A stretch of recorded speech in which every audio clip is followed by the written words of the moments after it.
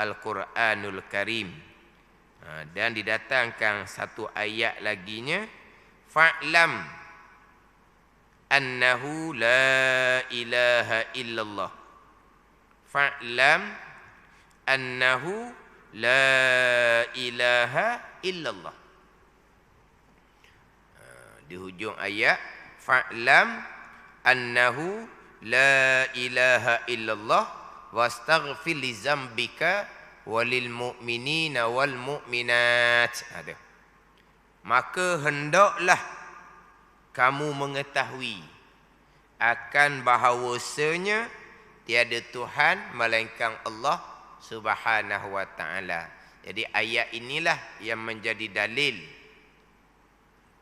atas kewajipan kita mengetahui, mengenal akan Allah Subhanahu wa taala.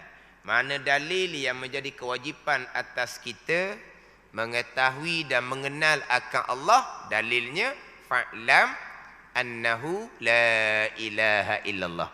Maka hendaklah kamu ketahui akan bahawasanya tiada Tuhan melainkan Allah Subhanahu wa taala. Kemudian kita jangan lupalah, ayat ni memerintah kita mengetahui. Fa'lam, maka hendaklah kamu ketahui. Apa beza mengetahui dengan mengenal? Mengetahui itu ilmu. Mengenal itu Arabnya makrifah. Cuma kita mengenal dengan makrifah ni, mengenal bahasa Malaysia, makrifah bahasa Arab. Tapi kitanya lebih serasi dengan makrifah. Bila sebut kata mengenal tu, kita jadi macam tak serasi lah.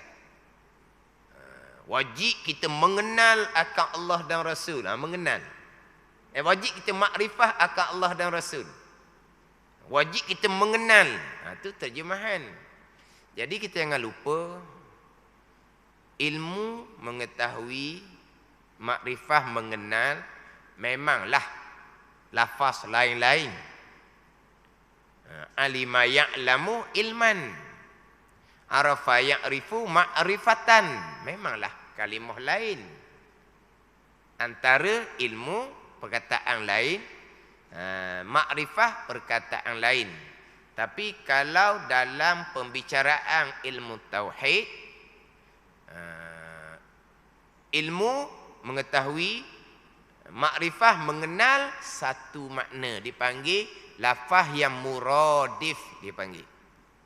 Lafaz muradif ni lafaz yang lain-lain tetapi maknanya sama. Itu lafaz muradif. Biasanya tu buat misal, lafaz muradif kalau bahasa kita kok, pokoknya dengan pokok kelapa. Itulah biasanya. Buahnya dengan buah kelapa. Buahnya perkataan lain. Buah kelapa perkataan lain. Tapi sama je lah. Nyo ni bukan bahasa Terengganu. Memang bahasa buku. Kenyo tu bahasa Terengganu. Buah kelapa tu sahihlah bahasa buku. Nyo. Nyo dia je warna N Y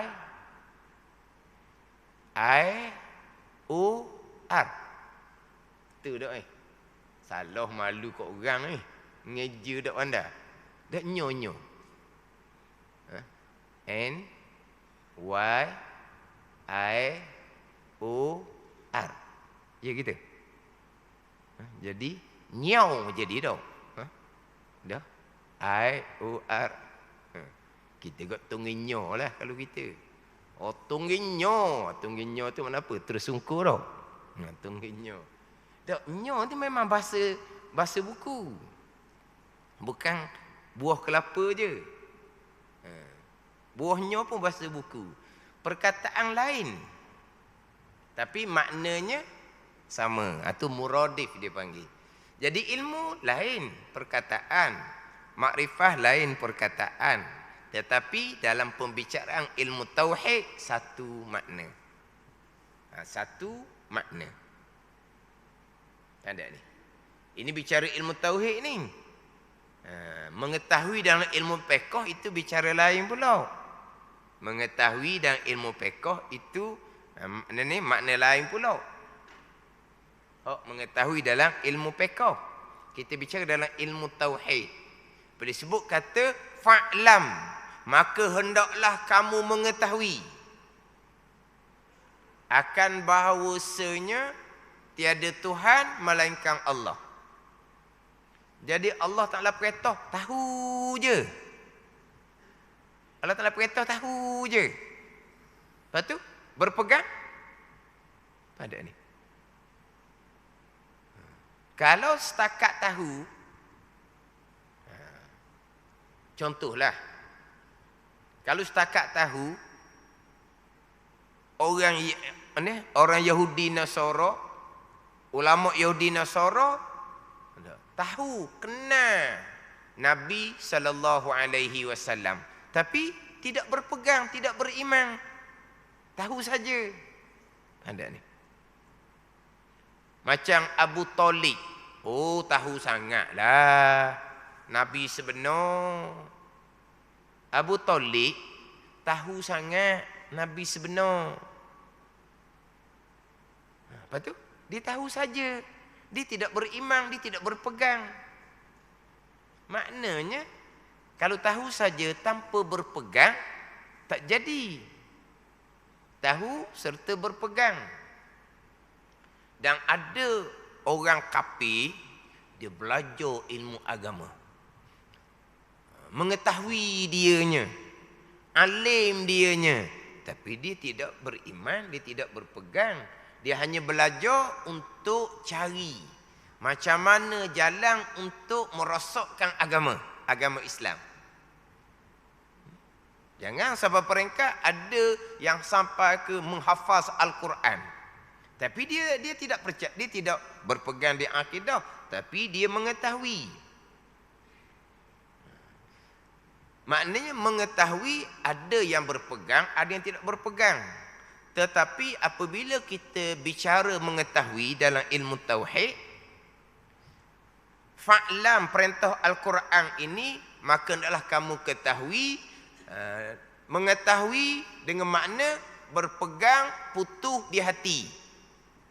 Dengan sama dengan makna makrifah. Mengetahui dengan makrifah, lapah muradih, sama makna. Apa dia makna mengetahui dalam pembicaraan ilmu tauhid? Apa makna makrifah dalam pembicaraan ilmu tauhid? Al-jazmu al-mutabiku lil haqqi an dalilin.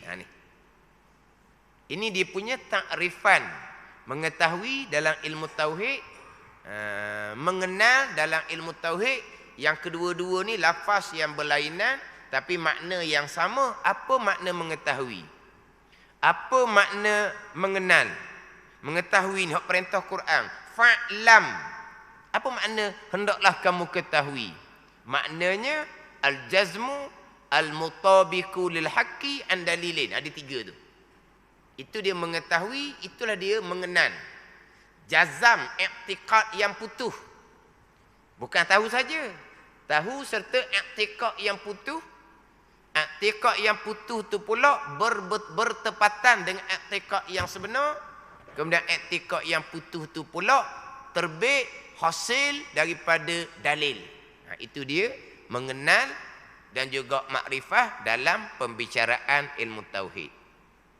Jadi sekarang hak dalam kitab Minhaj ni membicarakan berkaitan dengan qadar fardu ain daripada ilmu tauhid. Hak ilmu yang wajib tak dapat tidak kita mempelajari, ilmu tauhid, ilmu tasawuf, ilmu fiqh. Hak sebelum ni, hak sebelum pembicaraan ni, dia akan datangkan permulaannya qadar daripada ilmu tauhid. Di bawah tu pergi pula kepada dan ada pun had, sakatan, qadar yang tertentu Fardu, makna tertentu fardu, fardu yang tertentu aini. Daripada ilmu sir, ini ilmu tasawuf. Jadi terdahulunya Imam Ghazali sebut ilmu hak wajib dipelajari 3, ilmu tauhid, ilmu tasawuf, ilmu fiqh. Susunan sakatan ni pun disusun ilmu tauhid, ilmu tasawuf, ilmu fiqh. Tetapi daripada awal kitab Minhaj, kemudian pergi pula kepada awal pembicaraan akabah ilmu, Imam Ghazali susun ilmu tauhid, fiqh, tasawuf. Di awal kitab Imam Ghazali tekankan berkaitan dengan ilmu. Selepas daripada Imam Ghazali mulai dengan keinsafan yang dicampur oleh Allah. Keinsafan yang dicampur oleh Allah. Mari keinsafan. Mari keinsafan ni banyak mana apa? Panggil apa? Faktor. Banyak asbab lah kita kata. Ada mari keinsafan kerana dapat pasangan yang baik. Dapat kawan yang baik. Mari keinsafan kerana faktor usia. Umur sudah meningkat. Yang sebaya, bahkan terkadang yang lebih muda, seorang mati. Maka timbullah keinsafan. Dia banyak faktor lah. Timbul keinsafan ni. Jadi Imam Ghazali mulai dengan keinsafan di awal kitab Minhajul Abidin. Bila timbul keinsafan, nak kembali pada jalan agama. Apakah yang pertama-tama yang wajib dimulai? Wajib mulainya ilmu mengenal Allah Subhanahu wa ta'ala, ilmu tauhid. Ada ni. Mari keinsafan, kita nak kembali kepada agama. Yang terkadang yang jauh daripada agama ni, terkadang ilmunya pun tidak ada. Ilmu pun tidak ada. Jadi kita nak kembali kepada agama, nak menjalani jalan agama, dia kena pandu dengan ilmu agama. Selama ni kita menjalani kehidupan dunia, kita menjalani pekerjaan dunia berdasarkan kepada ilmu dunia. Kita menjalani kehidupan dunia dengan ilmu. Kita menjalani pekerjaan dunia kitanya dengan ilmu. Kerja dunia tu dengan ilmu. Ilmu. Sentiasa ditingkatkan ilmu. Khusyuk. Sebab apa? Sebab nak kerja dunia berpandukan pada ilmu. Tak boleh buat kerja gitu. Walahal boleh kerja tu pun ada ilmu dah. Dalam kerja tu dengan ilmu dah. Tetapi sentiasa ditingkatkan penguasaan ilmu dalam kerja dunia. Man arada dunya fa'alai bil ilm. Siapa yang nak dunia kena ada ilmu. Wa man arada al akhirah fa'alai bil ilm. Nak akhirat, nak kembali pada agama. Jalannya ilmu. Maka ilmu mana hak kita nak mulai? Ilmu agama ni ilmu mana? Agama ada usuluddin. Agama ada furu'uddin. Agama ni ada usuluddin, tapak. Agama ni ada furu'uddin, cabang. Maka Ghazali susungnya kena mulai dengan usuluddin. Selepas mari keinsafan, kena belajar berkaitan dengan mengenal Allah, mengenal Rasul. Kena belajar berkaitan dengan keimanan. Ini permulaan lepas mari keinsafan. Terkadang mari keinsafan, mari ke masjid. Memanglah mari ke masjid lah. Sebab di masjid lah tempat kita cari ilmu. Tetapi terkadang di masjid pun tidak ada ilmu tu. Akhirnya lama dah duduk masjid, lama dah rupa sudah berubah daripada dulunya tak herat agama, kemudian sudah rupa jalan agama lama dah.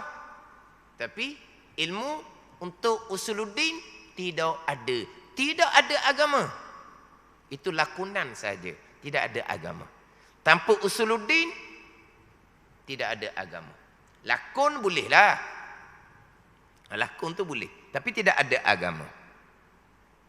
Jadi Imam Ghazali mulai dengan keinsafan, permulaannya mengenal Allah Subhanahu wa taala, kemudian mengetahui pengabdian diri kita kepada Allah zahir fiqh, pengabdian diri kita kepada Allah batin tasawuf. Ni hak Imam Ghazali susun. Maknanya Imam Ghazali mulai susun dengan tauhid, fiqh, tasawuf. Masuk kepada pembicaraan aqabah ilmu, Imam Ghazali mulai juga tauhid, fiqh, tasawuf. Tapi masuk kepada pembicaraan ilmu mana yang wajib dipelajari secara khusus, disebut dah sebelum tu. Imam Ghazali tauhid, tasawuf, fiqh. Sukatan ilmu dimulai dengan sekarang pembicaraan sukatan fardu ain tauhid di bawah tu, dan ada pun had sakatan yang tertentu fardu daripada ilmu sir, ilmu tasawuf. Barulah dibicarakan hak sakatan ilmu fiqh. Sebab apa? Sebab fiqh tasawuf fiqh dipanggil furu'uddin.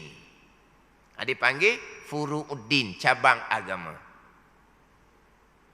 Tauhid, fiqh, tasawuf, tauhid, tasawuf, fiqh bolehlah nak kat mana pun. Tapi tauhid tetap depan. Ada ni.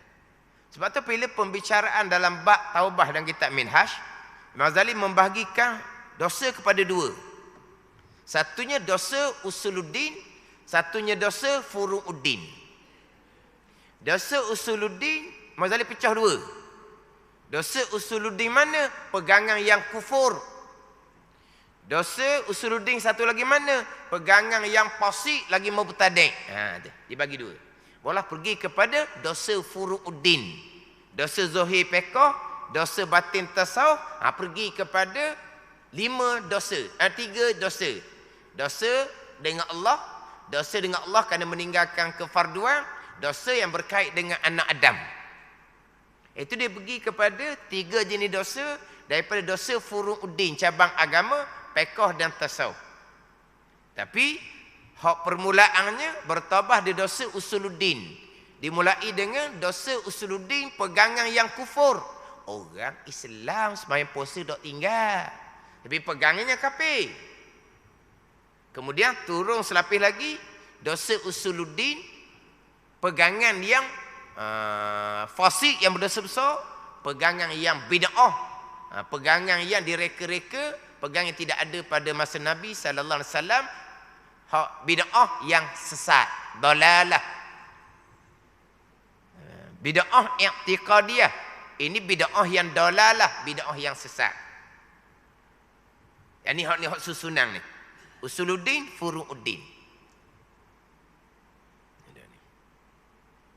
Hak dalam kitab Minhaj. Tapi sekarang ni kita bicara hak berkaitan dengan ilmu tauhid. Sakatan ilmu tauhid fardu ain mana? Selepas habis sakatan fardu ain tauhid, sakatan fardu ain tasawuf, sakatan fardu ain fiqh, barulah pergi pula kepada hak fardu kifayah daripada ilmu tauhid, fardu kifayah daripada ilmu tasawuf, fardu kifayah daripada ilmu fiqh. Ini kena tahu molek ni. Ada ni. Tapi yang saya sebut tadi tu hak dalam kitab Minhaj mulai dengan keinsafan. Hak keinsafan ni lah. Kalaulah terdahulunya sebelum daripada balik kita dilengkapkan dengan ilmu agama yang secukupnya. Cuma bila kita dewasa kita lupa jalanan agama, tapi ilmunya ada tapi kita tak beramal. Bila mari keinsafan kita tahu jalan kembali. Apabila kita ni dapat ilmu agama yang secukupnya sebelum balik. Mana ilmu agama yang secukupnya? Ilmu tauhid fardu ain secukupnya diajak oleh ibu bapa. Ilmu tasawuf fiqh fardu ain secukupnya diajak oleh ibu bapa. Ataupun ibu bapa hantar kita ni anak belajar agama. Cuma kemah dari ilmu agama bila dewasa jadi lara. Itu dosa dengan Allah. Ibu bapa sudah tidak ada kena mengena sebab ibu bapa sudah menyempurnakan ilmu agama yang secukupnya. Mai keinsafan kemudian dia tahu jalan kembali. Sebab dia ada jalan agama. Tetapi jalan tu tidak dituruti, tidak diamali. Tapi jalan tu ada.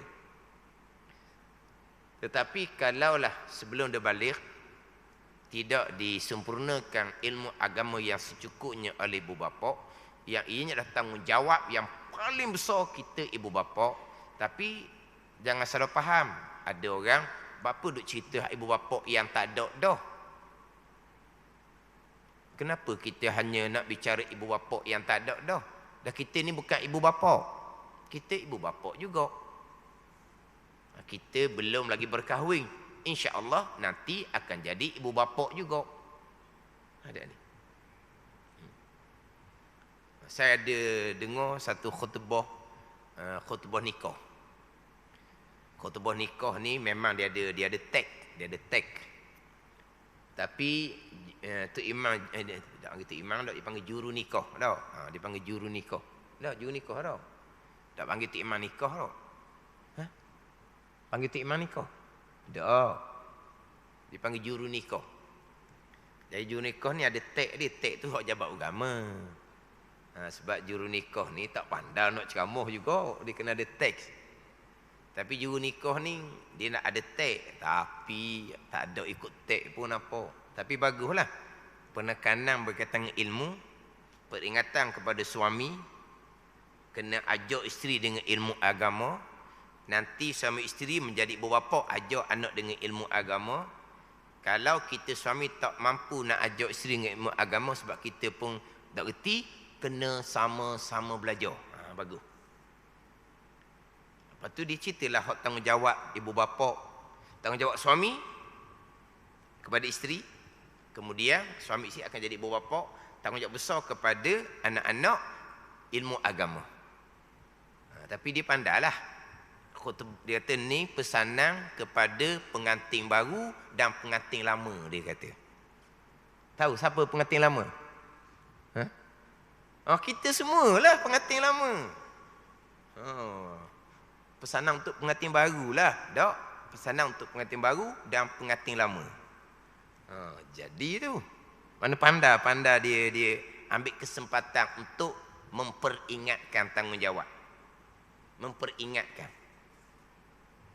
Dan kalau memang nyata ibu bapa kita terdahulu tidak menyempurnakan kewajipan kerana faktor dahulunya jauh daripada alim ulama, faktor dahulunya kurang ilmu agama, jahil, berpunca daripada jauh daripada alim ulama. Jadi jahil kerana jauh daripada alim ulama termasuk jahil makzur, jahil yang syarak maafkan. Gitulah. Adapun kalau kita jahil kerana menjauhkan diri daripada alim ulama, kita jahil kerana menjauhkan diri daripada majlis ilmu, hak tu hak mula-mula sekali kena lah tu. Itu tidak dimaafkan sama sekali jahil seumpama tu. Dan walaupun jahil ibu bapa kita tu jahil dimaafkan, kita tidak lupa sentiasa doakan keampunan kepada ibu bapa kita. Dan bila kita sedar ibu bapa kita tidak menyempurnakan kewajipan dia terdahulu, kita sekarang belajar sungguh-sungguh. Kenapa kita belajar sungguh-sungguh? Kita nak melepaskan kewajipan atas kita bermula daripada umur kita balik. Kita balik lama dah. Sekarang barulah kita belajar. Kita bertaubat dengan Allah. Kita belajarlah. Dan kita sungguh-sungguh belajar sebab kita nak menyelesaikan, membariskan kecuaian ibu bapa kita. Lepas tu kita sungguh belajar. Nak melepaskan kecuaian kita, nak melepaskan kecuaian ibu bapa kita. Yang mudah-mudahan diampuni oleh Allah sebab mereka kurang pengetahuan kerana pada masa mereka jarang orang mengajar. Gitu je lah. Tapi bila kita sebut ibu bapa, jangan kita pandai ibu bapa yang sudah tiada. Kita ni ibu bapa. Tapi ghalibnya tak dapat ilmu yang tidak diajar dengan ilmu yang lengkap. Ilmu agama, Islam, iman dan ihsan, tauhid, fiqh, tasawuf. Kita pula jauh daripada ilmu agama. Kita belajar ilmu dunia sampai ke setinggi-tinggi. Bang apa? Gading apa? Maliga Gading kau. Ha? Menara Gading. Menara tu mana apa menara? Tinggi tu tak menara tu. Dah Gading tu apa dia? Gading Gajah. Dah Gading kan? Bukan Gading Gajah. Apa makna menara Gading? Tahulah maksud dia. Tapi sebenarnya makna apa? Tinggi punya tinggi, tinggi punya tinggi. Belajar ilmu dunia, ilmu agama tak peduli. Sebelum tu tidak diajar dengan ilmu agama. Mai keinsafan kemudian. Kita jalan dunia, kita hijau dunia, kita turuti ilmu. Kita nak kembali pada agama, tiba-tiba kita tidak turuti ilmu. Hipokrit sangat-sangat. Dah hipokrit lah. Dulu kita jalan dunia, kerja dunia, ilmu. Tinggal keluarga, jauh, duduk seberang laut. Mana kalau mak ayah mati masa tu kok, tahu cerita je lah. Tak balik lah. Tapi kerana masa depan dunia, sanggup tinggal ibu bapa, pergi seberang laut. Kerana nak kejar dunia. Untuk dunia sementara. Mai keinsafan, nak kejar akhirah. Belajarnya seberang laut. Belajar sampai seberang laut. Belajar ilmu agama untuk akhirah. Seberang laut apa? Rumah tepi masjid, rumah tepi surau pun tak peduli nak belajar. Itu kata hipokrit, bohong. Keinsafan, balik kepada ilmu. Tauhid, fiqh, tasawuf. Tapi terkadang rupa agama sudah lama tapi tidak dipandukan dengan ilmu. Terutama sekali ilmu usuluddin. Ilmu tauhid terutama sekali. Tak ada waktu fiqh cair macam mana pun, tasawuf cair macam mana pun, ngaji Quran beberapa qiraah sekalipun, tapi kalau tauhid tak lepas, usuluddin tak lepas, tidak ada. Tidak ada bahagian. Tidak ada bahagian. Ada ni. Sebab itu usuluddin. Fiqh tasawuf furu'uddin. Tapi ingat baik, fiqh tasawuf tu furu'uddin, agama. Jangan meringankan sebab dia agama, Quran hadis belaka tu. Fiqh Quran hadis, tasawuf Quran hadis. Itu agama. Tapi furu'uddin, cabang agama. Dia kena ada usuluddin. Usuluddin saja tapak, cabang tak ada, tak jadi. Tapi kalau tapak tak ada lah cabang.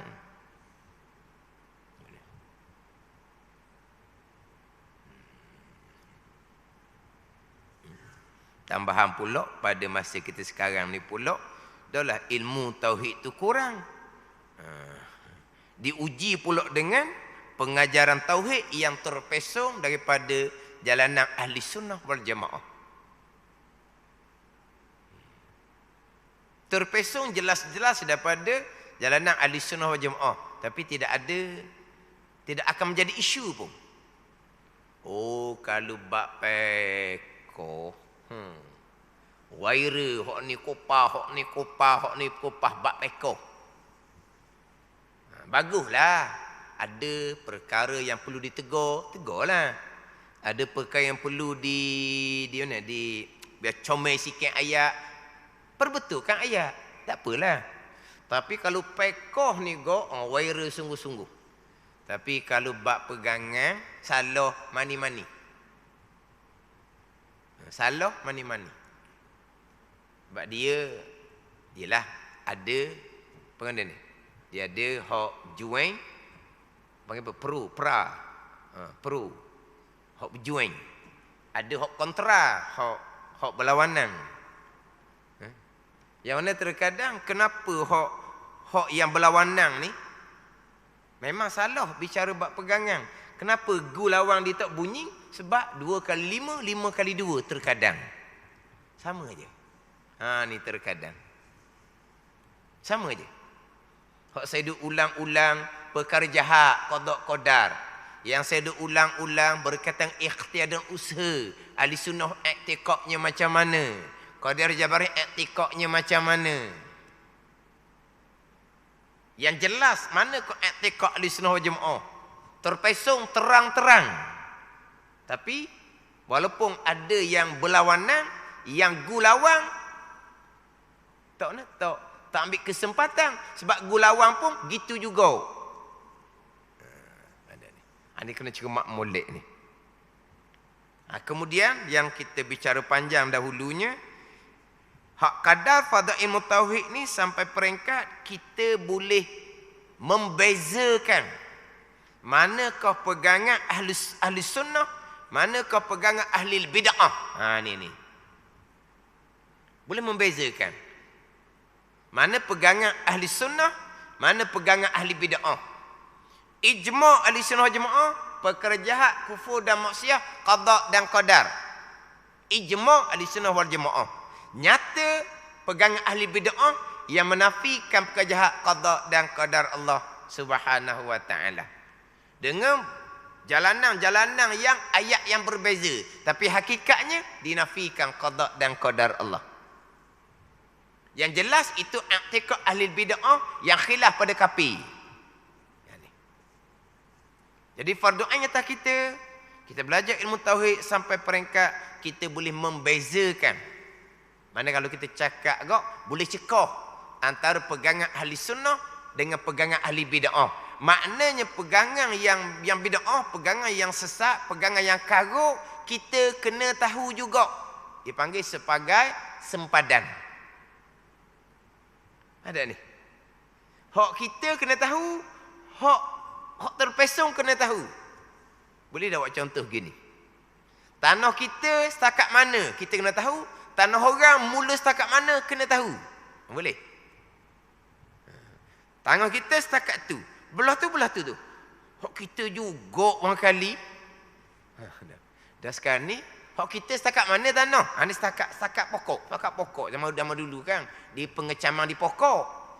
Lepas cari ni, cari batu sungguh, habis separuh rumah masuk tanah orang.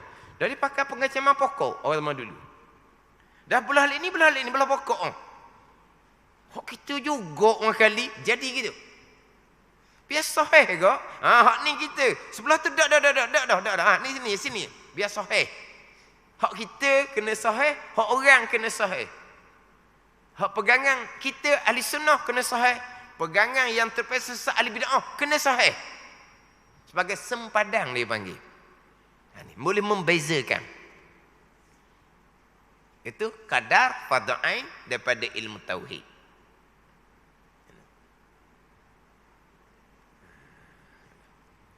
Kemudian dibicarakan berkaitan dengan dalil tauhid. Ni kita bicara dalil tauhid.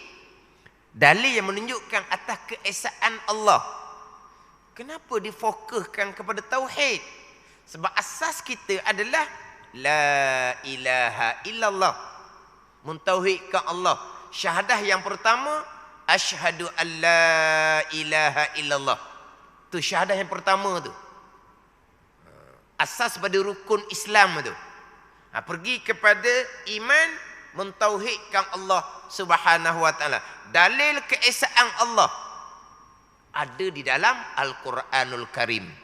Allah memerintah, fa'lam annahu la ilaha illallah. Maka naklah kamu ketahui, dengan makna kamu berpegang putuh di hati akan bahawasanya tiada Tuhan melainkan Allah. Dengan makna Allah jua Tuhan keesaan.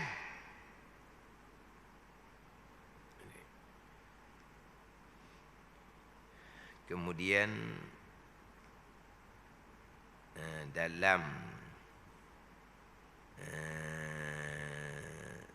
Siraj Talibin ni syarah kepada Minhajul Abidin, perkataan Allamah Ali bin Sultan Al-Qari pada mensyarahkan Al-Fiqhul Akbar. Pada permulaan kalamullah dengan bacaan suratul Fatihah. Sebab kita permulaan Al-Quran susunan susunan yang dihimpun pada masa Sayyidina Uthman radhiyallahu anhu dimulai dengan suratul Fatihah. Dimulai dengan Alhamdulillahi Rabbil Alamin. Dimulai dengan Alhamdulillahi Rabbil Alamin. Alhamdulillahi Rabbil Alamin ni isyarat kepada isyaratun, isyarat. Dia isyarat ni apa makna isyarat? Apa makna isyarat? Apa makna isyarat? Isyarat ni dipanggil al-i'lamu bi khafiyin, dipanggil. Maknanya memberitahu secara sembunyi. Tak secara, kalau sebut terang-terang tu nyata. Ini makna apa ni? Tunjuk tu, tu. Apa? Nak memberitahu secara tak bunyilah isyarat. Ayat ni kita Alhamdulillahirabbil alamin. Zahir dia gitu. Tapi mengisyaratkan atas kepada mentakrirkan akan tauhid rububiyah yang tersusun atasnya oleh tauhid rububiyah. Yang mana tauhid rububiyah? Alhamdulillahirabbil alamin. Yang tersusun daripada tauhid uluhiyah. Alhamdulillah. Tauhid uluhiyah. Rabbil alamin tauhid rububiyah. Mengisyaratkan kepada menetapkan akan tauhid rububiyah. Allah Rabb kita. Yang mana asas kepada tauhid rububiyah adalah mentauhidkan Allah pada perbuatan. Itu asas tauhid rububiyah. Mengesakan Allah pada perbuatan. Sama sekali tidak mensyirikkan Allah pada perbuatan. Sebab Allah Rabb, Allah Tuhan. Rabbil alamin. Ni langit bumi ni adalah marbub kepada Allah. Dunia akhirah dipanggil marbub kepada Allah. Sebab langit bumi alam dipanggil. Dunia akhirah alam dipanggil. Alam ni kullu maujudin siwallah. Tiap-tiap benda yang ada selain daripada Allah dipanggil alam. Jadi bumi alam, langit alam, malaikat ke, jin ke, syaitan ke, manusia ke, alam. Syurga ke, neraka ke, alam. Alam ni adalah marbub kepada Allah. Allah Rabb, Allah Tuhan. Alam adalah marbub kepada Allah Subhanahu wa ta'ala. Kenapa marbub kepada Allah? Yang direntahi oleh Allah, yang diatur oleh Allah, yang ditakbir oleh Allah, yang digerak diamkan oleh Allah Subhanahu wa ta'ala. Itulah dia keesaan pada perbuatan. Allah Tuhan, apa yang berlaku kesemuanya adalah perbuatan Allah sebagai Tuhan. Rabb, Tuhan yang hakiki, yang mengatur, yang menyusun, yang mentadbir, yang hak dia belaka. Sebab Allah Rabb. Jadi tidak berlaku kepada alam, marbub kepada Allah, walaupun sebenarnya, melainkan kesemuanya adalah datang daripada perbuatan Allah Subhanahu wa ta'ala. Ini permulaan ayat, permulaan Al-Quran dengan suratul Fatihah dimulai dengan Alhamdulillahirabbil alamin. Ini pun dalil atas keesaan Allah Subhanahu wa ta'ala dalam Sirajut Talibin. Sama sekali tidak mensyirikkan Allah Subhanahu wa ta'ala pada perbuatan. Kita pergi pada tauhid uluhiyah. Istighna iftikar. Ini kita mengaji kaedah sifat 20. Kita berpegang Allah bersifat dengan sifat iftikar. Berarti apa yang berlaku kesemuanya datang daripada kudrah dan iradah Allah Subhanahu wa ta'ala. Semuanya datang daripada kudrah, iradah, ilmu Allah Subhanahu wa ta'ala. Umum meratai.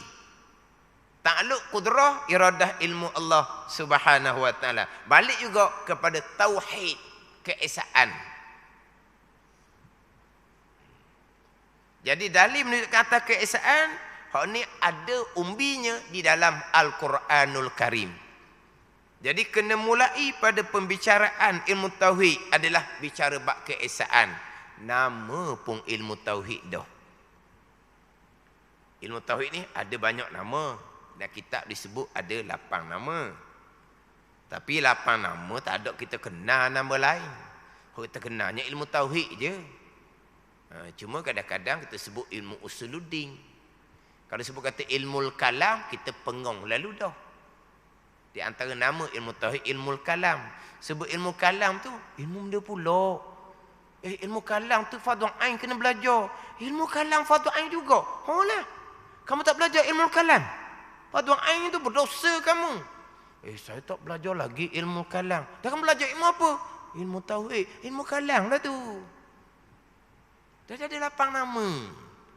Tapi nak ceritanya, 8 nama pun satu nama je. Hak masyhur ilmu tauhid. Usuluddin tu jarang-jarang sebut, tapi dikenali jugalah. Kalau sebut kata ilmu usuluddin, tahu dah. Tapi kena faham molek nama tu. Ilmu tauhid mengesakan Allah pada zat, sifat dan perbuatan. Ilmu usuluddin, ilmu tapak agama. Tak ada tapak, tak ada agama.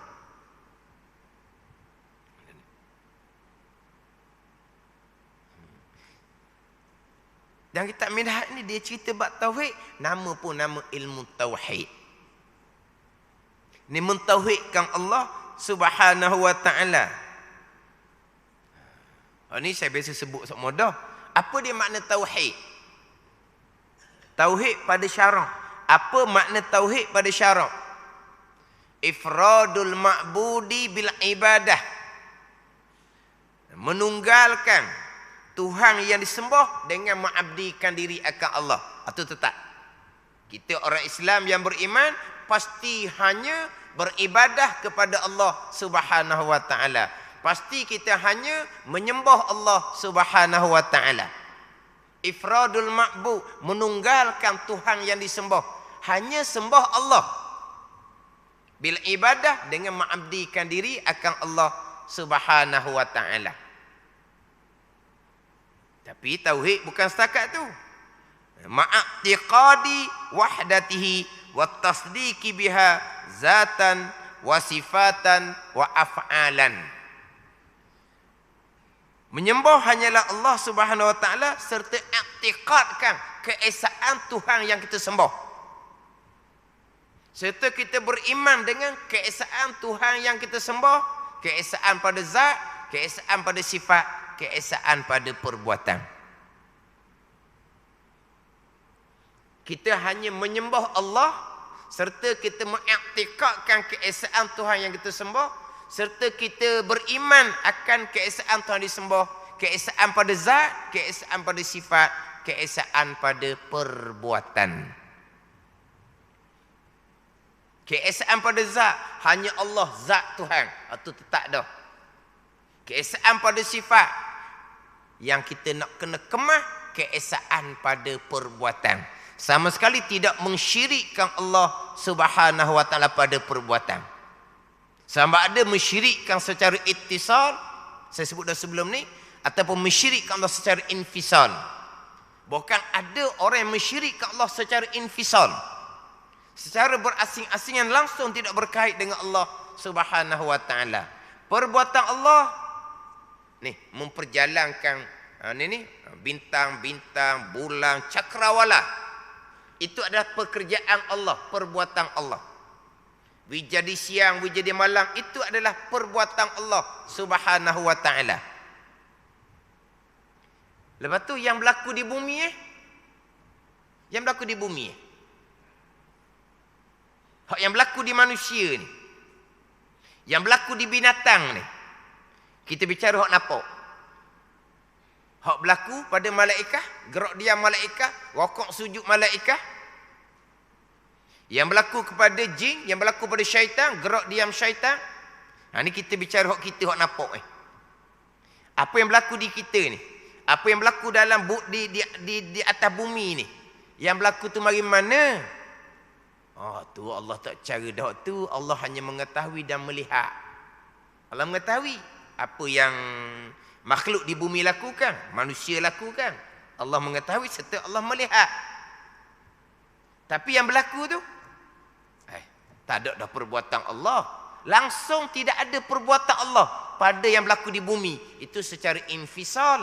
Itu kafir ijma' ulama, imam tidak sah, sembahyang puasa tidak sah, haji tidak sah, wajib diqadakkan kembali. Orang Islam sembahyang dok tinggal, puasa dok tinggal, haji Mekah gidah, tapi tidak sah sebab dia kafir ijma' ulama. Ada sampai tahap ni mensyirikkan Allah. Allah tak ada dah, Allah tak ada, Allah jadi dah. Allah jadi, lepas tu pandai-pandailah. Tapi Allah mengetahui apa yang dilakukan. Allah melihat apa yang dilakukan. Allah akan balas baik kalau buat baik. Allah akan balas buruk kalau buat jahat. Sebab Allah mengetahui, kena ingat. Allah melihat, kena ingat. Tapi yang berlaku ni tak ada dah. Bukan pekerjaan Allah, langsung tak ada kaitan pun dengan Allah. Ada yang sampai sesat sampai tahap ni. Mensyirikkan Allah pada perbuatan secara infisal, secara berasingan. Tidak ada kaitan dengan kudrah dan iradah Allah Subhanahu wa ta'ala. Sampai tahap tu. Cerita ni bukan cerita orang tak semaya bang. Orang ingat sikitnya, Allah beri upaya dah. Allah letak dah upaya di manusia. Allah letak dah upaya di binatang. Allah jadi dah di mati pisau tu tajam. Allah bubuh dah panah di api. Allah bubuh dah khasiat di pemakanan. Allah bubuh dah kandungan di obat. Lepas itu Allah tak payah buat dah lah. Upaya di manusia lah yang bergerak diam kan. Pada ni. Tajam di pisau ya memutuskan. Allah letak dah situ. Siap kerja Allah. Itu secara ittisal. Itu mensyirikkan Allah yang khilaf pada kafir. Tapi itu pegangan yang pasti, yang bid'ah, walaupun tidak dirukunkan kafir atau pandangan muktamad. Tetapi amal ibadah sama sekali tidak akan diterima oleh Allah Subhanahu wa ta'ala. Bukan kata setengah ulama, walaupun pandangan muktamad tidak menghukumkan kafir, pegangan hak tadi itu secara ittisal, secara bekerjasama antara Allah dengan perbuatan makhluk. Tetapi setengah ulama mengatakan tidak hukum kafir atas hukum dunia. Hukum akhir di sisi Allah tetap kafir. Kalau di situ berat. Sebab apa? Mensyirikkan Allah pada perbuatan. Mana tidak mentauhidkan Allah pada rububiyah dan tidak mentauhidkan Allah pada uluhiyah. Tidak ada alhamdulillahi rabbil alamin. Tidak ada. Tidak ada permulaan Al-Quran suratul Fatihah alhamdulillah tidak ada. Alhamdulillahirabbil alamin tidak ada. Hak permulaan dalam Al-Quranul Karim hak wajib dibaca pada tiap-tiap rakaat sembahyang. Tidak ada di pegangan. Alhamdulillah tauhid rububiyah tidak ada. Pegangan Allah bersifat dengan istighnaq dan iftikar. Rabbil alamin. Allah Rabb, Allah Tuhan. Asalnya keesaan pada perbuatan tidak ada juga. Mensyirikkan Allah pada perbuatan.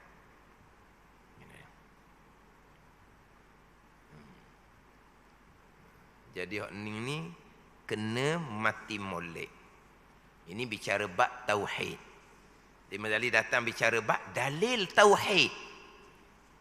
Dalil keesaan Allah Subhanahu wa ta'ala. Lepas tu dalil sifat-sifat yang lain, mengiringilah. Dalil bagi sifat-sifat yang lain. Tapi Imam Ghazali sebut berkaitan dengan dalil tauhid, mengesakan Allah Subhanahu wa ta'ala. Sama sekali tidak mensyirikkan Allah Subhanahu wa ta'ala. Mensyirikkan Allah tidak ada. Tidak ada tauhid uluhiyah, tidak ada tauhid rububiyah, tidak ada usuluddin.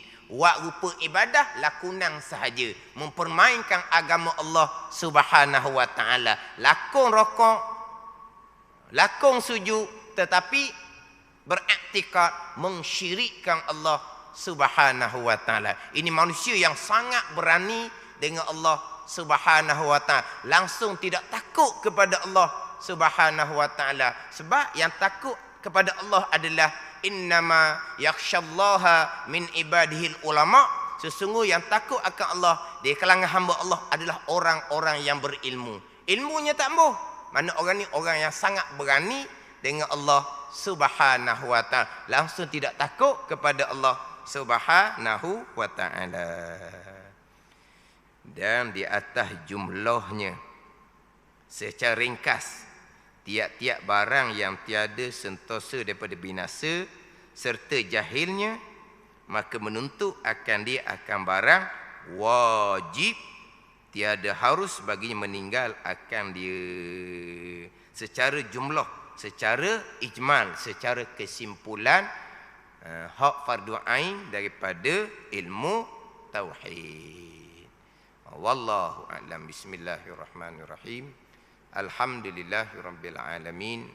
Wassalatu wassalamu ala sayyidil mursalin wa ala alihi wa sahbihi ajma'in. Allahumma iftah alaina futuhal arifin. Allahumma allimna ilma akdamin wa fahimna famasabikin warzuqna ruqat talibin. Allahumma zidna ilman wa alhiqna bis salihin. Wa sallallahu ala sayyidina Muhammadin wa ala alihi wa sahbihi wa sallam. Walhamdulillahi rabbil alamin.